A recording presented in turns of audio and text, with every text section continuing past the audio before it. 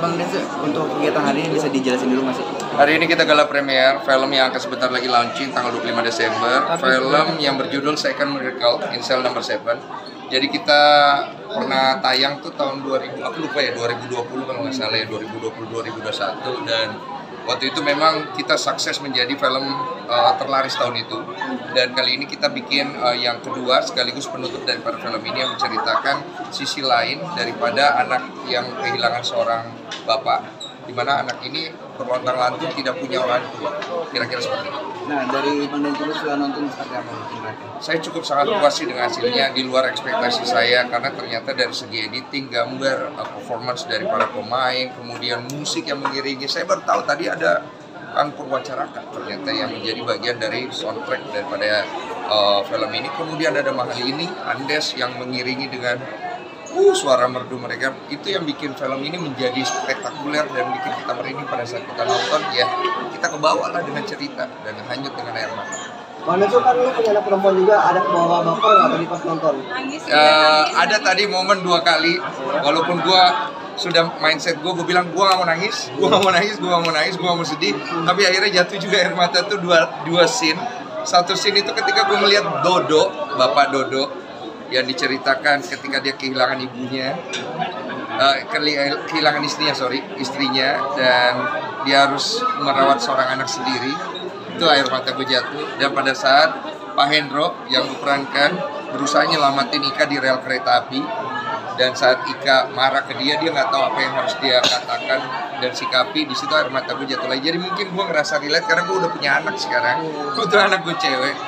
Jadi gue bisa, entah kenapa gue tidak melihat diri gue ada di film itu ketika gue memainkan Pak Hendro. Gue ngerasa Pak Hendro itu bukan gue aja udah. Jadi gue kayak ngelihat Pak Hendro itu, kok nggak kayak gue ya? Tapi gue menikmati banget semuanya gitu. Jadi inget Biel ya Pak ya? Iya, pasti kalau semua punya anak pasti gitu. Dan film ini sebenarnya mengangkat isu bapak di Indonesia yang memang tinggi, di mana banyak wanita-wanita kehilangan sosok bapak kan. Di mana pria itu udah hilang dari dirinya pada saat mereka dari kecil, ada yang pada saat mereka sudah pertengahan remaja. Jadi ini bagus banget sih film ini ketika akhirnya menjawab bahwa pentingnya seorang bapak di dalam kehidupan seorang anak, apalagi anak perempuan. Itu penting banget. Kok setiap bapak pasti ingin yang melakukan terbaik buat anaknya. Nah, kalau sendiri ingin menjadi bapak yang seperti apa sih buat Biel, figurnya seperti apa? Kalau nonton dari film ini ya, Second Miracle ini, gue sih bisa melihat gue pengen jadi kayak Dodo dan Pak Hendro. Kalau Dodo di sini adalah ayah kandungnya, Pak Hendro adalah ayah sambung. Gue ngerasa dua orang itu walaupun mereka beda karakter, tapi rasa tanggung jawab dan cinta mereka itu menemani sepanjang masa. Jadi menjadi bapak itu nggak usah harus muluk-muluk sok-sok baik ke anak atau menjadikan anak hanya semacam komoditi buat terlihat bagus gitu di masyarakat. Tapi menjadi seorang bapak adalah dengan hati mau nemanin anak ini dalam suka dan duka, apapun resikonya, walaupun nyawa pasti ditempuh. Termasuk hadapan bahwa bohong itu mau gak mau dilakukan, itu gimana tanggapannya? Iya, karena isu di film ini kan bohong itu adalah jahat dan orang yang berbohong itu adalah orang jahat kan. Tapi sebenarnya kan kadang-kadang dalam kehidupan ini ada hal yang memang kita harus tutupi dan mungkin kita harus berbohong demi melihat orang yang kita sayangi tetap masih bisa tersenyum dan merasa bahwa semua baik-baik saja. Termasuk kalau dari itu sendiri juga kalau melakukan itu bisa dihadapkan gitu. Nggak tahu ya, karena gue nggak bisa jawab sekarang. Gue anggap memang hidup itu nggak bisa kita patok titik begitu, nggak bisa sih. Karena ada hal-hal yang pasti yang gue yakin semua orang tua pasti pernah berbohong lah sama anaknya gitu. Tapi gue tetap setuju bahwa bohong itu tidak baik. Dan kalau bisa kita besarkan anak kita tanpa ada kebohongan, itu hasilnya pasti jauh lebih baik untuk anak itu bertumbuh. Kok ini bisa dibilang film yang paling emosional nggak? Karena ada emang emosinya, dengan sedihnya juga banyak. Bisa dibilang seperti itu? Iya, boleh dibilang sangat termasuk emosional lah. Bahkan gue beberapa kali di adegan film itu cukup kebawa dengan emosi gue sebagai karakter Pak Hendro ya. Tapi gue menganggap gue masih butuh tantangan lagi setelah film ini sih. Entah kenapa film ini memicu gue untuk kayak gue harus cari karakter yang lebih ini lagi deh setelah ini. Karena ternyata pada saat gue lihat gue memainkan karakter Pak Hendro, gue kaget ya. Kok gue bisa ya? Makanya gue pas ngeliat diri gue di layar itu gue nggak ngerasa itu gue. Jadi di sini gue mulai ngelihat bahwa wah, Tuhan ngasih kesempatan gue untuk maju lagi nih satu level ke sebagai seorang aktor. Jadi gue pengen ya kontribusi lah, paling nggak gue bisa cari peran yang lebih, yang mungkin lebih ya punya layer yang lebih banyak untuk gue bisa mainkan. Kepuasan di mana yang lu rasain kok, yang baru nama Abigail atau di mana? Sebenarnya kepuasan yang gue, sosok ayahnya ya, sebenarnya gini, kepuasan yang gue dapat adalah di situ gue bisa berdiri sebagai orang yang berjuang untuk orang lain, yang orang lain itu pun bukan keluarga gue. Ibaratnya Pak Hendro ini kan tidak kenal sama Dodo, tapi karena ada relate sebagai seorang bapak, karena Pak Hendro ini juga pernah punya anak dan kehilangan anak, itu yang membuat mereka menjadi satu. Pak Hendro bisa ngerasain kegetirannya si Dodo yang sudah tidak ada, makanya secara emosional dia kebawa, dan itulah emosi itu yang membuat dia pergi lebih jauh untuk membawa Ika itu bersama dengan dia. Jadi aku bilang laki-laki itu ternyata bisa loh sama-sama terikat emosinya ketika mereka bicara tentang seorang anak. Itu tuh aku setuju. Kok, spill dong tadi yang dari Korea ikut nangis juga nggak di ketika lu nonton? Gue tuh mereka di belakang gua. Jadi si Ryu Sung Ryong yang nonton itu gue bisa ngeliat sekilas tuh dia ketawa-ketawa, terus sekilas dia mukanya gitu sedih gitu. Jadi gue bisa ngelihat mereka sangat menikmati film kita ya, walaupun mereka nggak ngerti bahasa, tapi ada translate Korea dan Inggris di situ. Jadi mereka bisa nangkep, dan pada saat selesai gue bisa nangkep kode mereka tuh ketika mereka salami, awesome, beautiful, gitu loh. Iya, itu yang betul, itu yang membuat kita gini loh, kita bangga gitu sebagai orang Indonesia. Film kita yang tadinya kita adaptasi film mereka, sekarang kita punya originalitas sendiri dari film mereka yang mereka nggak punya, dan mereka bilang awesome, beautiful. Dan tadi gue bilang, I hope one day you gonna make the sequel from Indonesia adaptation to Korean, gitu loh. Dan kita akan bangga untuk hadir di sana, dan mereka interest. Jadi gue April ini gue kayaknya mau kesana, gue mau ketemu produser ya, sama Ci Olive, serius. Karena mereka juga punya YouTube, dan gue bilang gue punya YouTube, dan dia langsung follow YouTube gue. Terus gue bilang one day I will come to Korea, and they say, mereka bilang kabarin kita punya YouTube. Gue pasti ke YouTube loh, gue bilang. Jadi moga-moga kita bisa bangun kolaborasi lah sama Korea.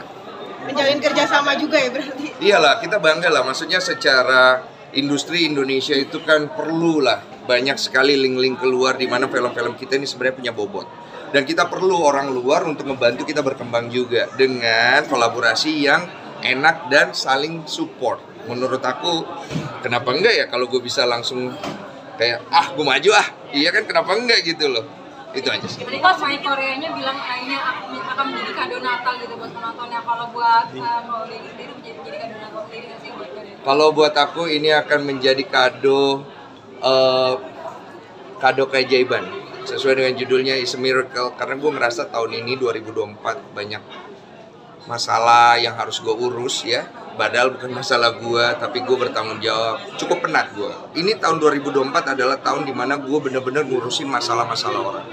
Dan gue belajar banyak di sini. Gue tidak berkeluh kesah, tapi gue melihat ini adalah sebagai berkat buat gue, dimana gue belajar menempatkan diri, bagaimana gue berbicara, bagaimana gue harus memutar otak.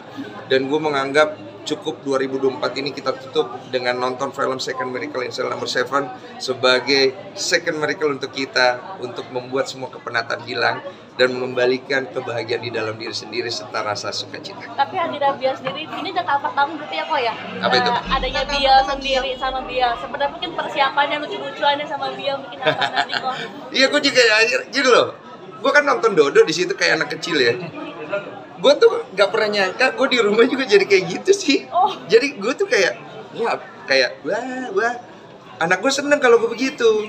Terus gue ngerasa kayak kenapa gue jadi kayak begini ya. Sedangkan gue kan ada sosok yang lebih serius ya kalau di rumah. Tapi ya mau gak mau sih, memang gue harus bilang ketika lu udah ketemu anak lu ya, hilang semua kedewasaan dan sosokan keren lu itu. Dia dulu jadi kayak anak-anak, karena mereka seneng kalau kita gitu.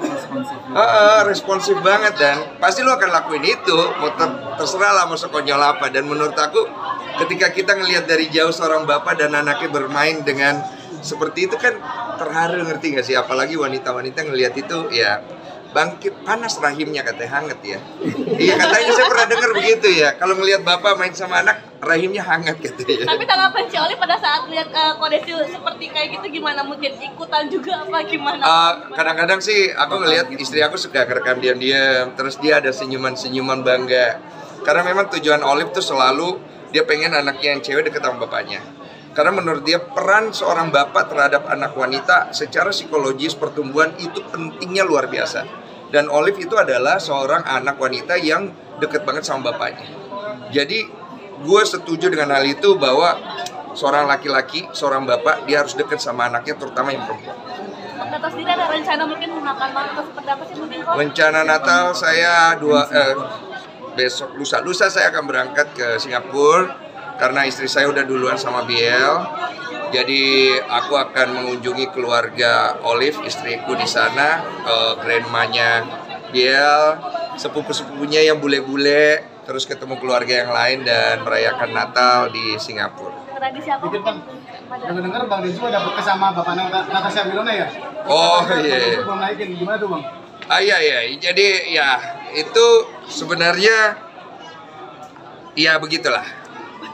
Ada lah begitu ya, ada ya. Jadi ada, tapi saya mempertimbangkan kalau masalah podcast dengan Natasha, jangan nyebut nama deh.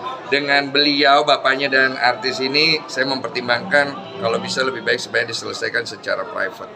Karena kalau dinaikkan, saya pikir ini isunya cukup sensitif dan poinnya sebenarnya kan yang dicari adalah ketemu baiknya ya. Gue nggak mau terlalu ikut campur. Jadi saya kemarin udah bicara sama dua belah pihak dan sepertinya bapaknya akhirnya bisa ngerti sih. Akan menjembatani pertemuan mereka nggak sih kau mungkin? Kalau untuk podcast, kalau mereka mau dua belah pihak boleh. Tapi kalau tidak mau, saran saya private aja. Karena itu kan urusan pribadi keluarga. Karena kalau misalnya diangkat ke publik, satu pihak bicara, lama-lama bukan aib, nggak bagus. Nah kalau gue pribadi, gue nggak mendukung hal itu. Gue berharap mereka bisa selesaikan di ranah private aja. Tapi lagi-lagi terlibat dengan mungkin masalah tadi kok Rizky bilang ikut menyelesaikan masalah orang lain. Tapi sekarang juga lagi-lagi menyelesaikan masalah begini loh, orang lain. jadi gini, kalau gue podcast selalu ada pihak yang datang ke gue, oke? Ketika pihak itu datang ke gue, pasti kan bicara tentang pihak yang sini. Nah ketika pihak yang ini selesai, pihak yang sini mau datang, biasanya kan. Nah gue selalu mencari cara, gimana kalau kalian cari ketemu di tengah. Tapi kan belum tentu semua pihak mau. Jadi akhirnya kadang-kadang gue juga ngebaca situasi. Kalau memang gue lihat ini nggak bisa ketemu kata sepakat, biasanya gue stop di situ. Karena jangan sampai akhirnya gue ngejadiin masalah orang itu goreng-gorengan dan kemudian gue malah bikin suasana jadi tambah berantakan. Gue nggak mau ada di poin itu sih, karena podcast gue bukan tujuannya buat itu. Podcast gue untuk membantu, mendamaikan, mencari solusi. Dua belah pihak both side boleh datang, tapi intinya mau kemana?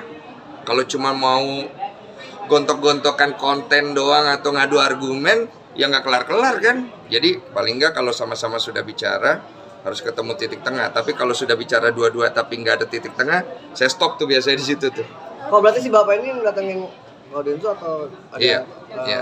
Iya begitulah, beliau datang. Tapi karena podcastnya saya tidak naik-naikin, beliau sempat bertanya kepada saya bilang saya lagi coba caranya memediasikan diam-diam tanpa harus dipublik supaya bisa selesai.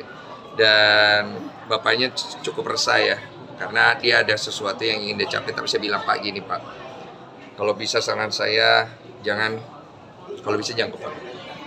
Karena ini masa lalu yang kalau dibawa ke publik banyak yang campur. Kasihan bapak dan keluarga, kasihan juga pihak si N dan keluarganya. Kalau bisa selesaikan di ranah private aja, dan saya mendukung untuk itu. Karena kalau naik di publik nih Pak ya, ini kan pasti ada pihak yang dirugikan. Anggaplah Bapak butuhnya mungkin pengakuan atau butuhnya mungkin dihubungi. Tapi kalau Bapak naik ke publik dia merasa kecewa, ya malah nggak dihubungi. Jadi menurut saya ikhlasin aja Pak. Semua usaha Bapak Tuhan lihat.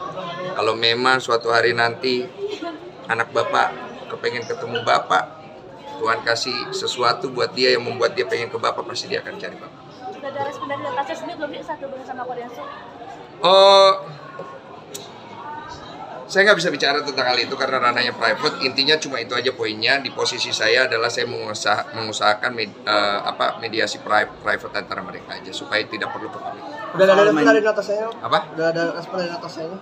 Densu menghubungi Natasha gitu soal bapaknya. Saya nggak perlu bicara soal itu karena nggak bagus ya. Jadi kesannya nanti membawa nama orang nggak bagus. Jadi intinya saya bicara tentang podcast saya, kebetulan ada isu itu. Dan menurut saya isu itu udah saya selesaikan dengan baik. Apa saya perlu gembar-gembar? Tapi akan naikin nggak sih kok? Untuk sekarang tidak. Tidak. Soal mungkin ada yang AI gimana sih kok? Kenapa? Ada yang mau disampaikan ke Natasha gitu. Oh, nggak perlu. Saya nggak mau beliau juga terseret-seret. Karena ini kan masalah datangnya dari tempat saya dan saya pikir udah terselesaikan dengan baik juga secara kekeluargaan dan nggak perlu diperpanjang. Soal main Meta AI gimana sih kok? Meta AI? Iya. Kenapa emang? Kayak seorang Densu nggak ada yang kenal di Meta AI. Ya semua juga nggak ada yang kenal. Gua mah kagak terkenal amat. Tapi Meta AI itu emang lucu sih buat main-mainan. Ya seru-seruan aja sih. Jadi buat hiburan gitu kok. Buat hiburan aja. Tapi banyak kan yang main-main begituan. Emang konyol. Masa kemarin gua baru dapat profesi baru pengacara katanya si Meta AI. Nggak apa-apa. Iya. Bikin baru mungkin. Bisa ya. Oke, selamat liburan semuanya. Boleh. Aku foto dulu dong. Boleh. Kan aku lain